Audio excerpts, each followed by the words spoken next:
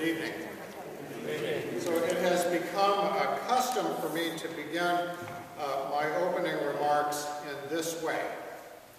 Dr. John Murray, president of Duquesne University and the chair of the commission that crafted the Allegheny County Home Rule Charter, Pittsburgh City Councilman Salahuddin, Dean of Trinity Cathedral and co-founder of the Downtown Pittsburgh Partnership, the very Reverend George Werner, WQED President George Miles, beloved Pittsburgh Mayor the Honorable Sophie Mesloff, economist and writer Linda Dickerson, director of the Mendelssohn Choir, Pittsburgh arts leader Dr. Robert Page, judge and civic leader the Honorable Cynthia Baldwin, newspaper columnist Tony Norman, KDKA economics and political reporter John Delano, church historian Dr. Jeremy Bonner,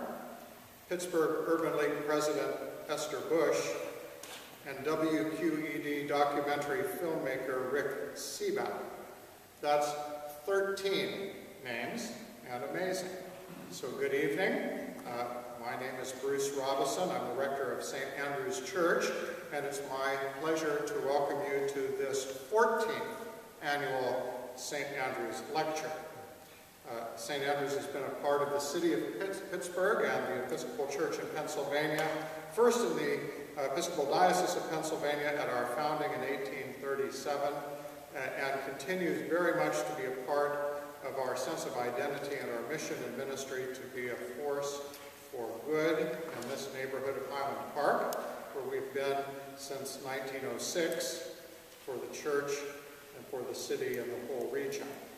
The St. Andrew's Lecture was initiated to build and extend that mission, so we've been proud to bring guests and speakers of note from the wider community to talk about life and work, to reflect on the past, to describe the issues of the present day, and to say something about opportunities and challenges that lie ahead for us. So it has been a wide and varied and gifted tradition, this lecture so far, and I'm glad we can build on it in such a positive way this evening.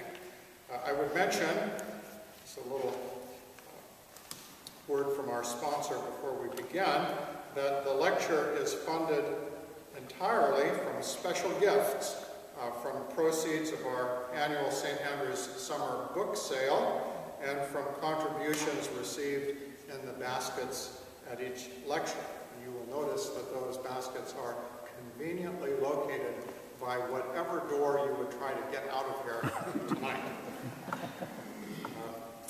This evening's lecture is also co-sponsored by the Episcopal Diocese of Pittsburgh. The president of our standing committee, Reverend Jeff Murph, is here with us representing the diocese, and we're very thankful for a generous grant from the diocese as part of that co-sponsorship. It's important to us in any event that the lecture continues to be a free event for the community, and thus I do encourage you to be generous in leaving a free will donation in one of the baskets. As you leave your contribution, I want to encourage you as well to fill out and leave in the basket, which is over here only by the transept door over towards the hall, the little survey form that's enclosed in the leaflet this evening in the program. It helps us know who came and how you found out about this evening's program. And as an incentive for returning the form this year, appropriate for our evening, we'll be having a drawing over at the reception after the lecture to give away 10 brand new copies of the King James Version of the Holy Bible.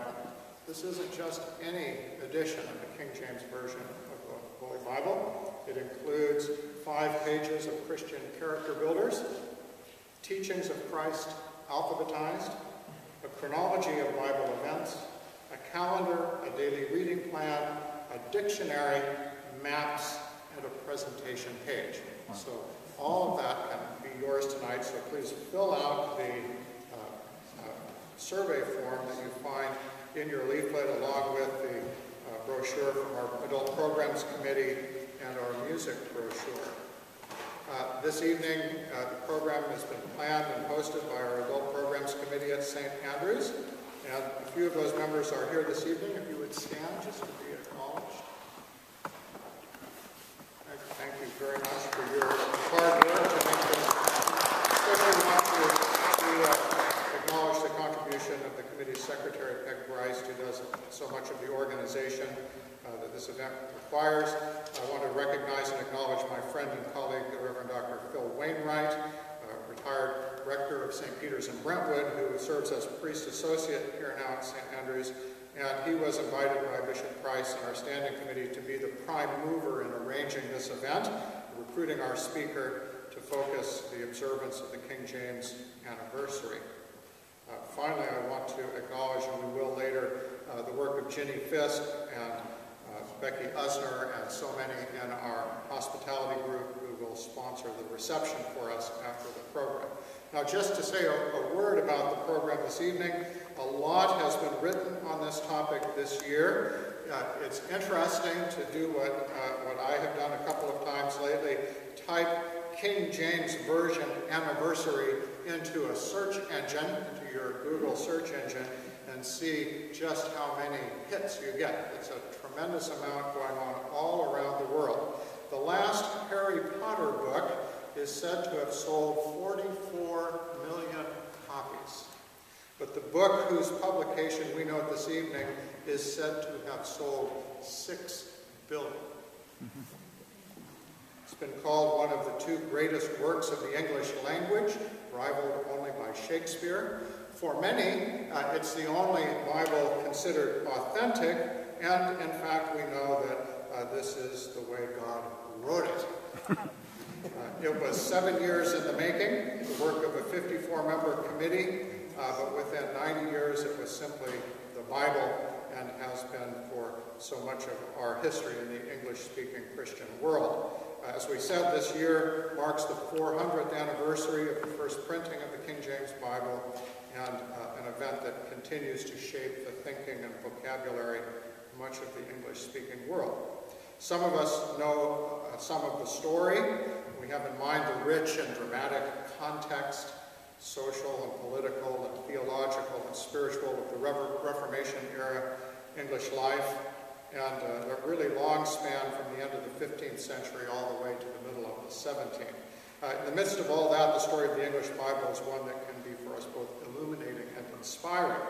A 1978 graduate of the Olivet Nazarene University in Illinois, the University of Kansas, the Denver Seminary in Colorado, PhD from the University of Chicago Divinity School. Dr. Philip Harrold is Associate Professor of Church History, Trinity School for Ministry, just down the river in Ambridge, having served previously in the faculty of Weinbrenner Theological Seminary in Findlay, Ohio. Dr. Harrold's publications and research interests show a fascinating breadth.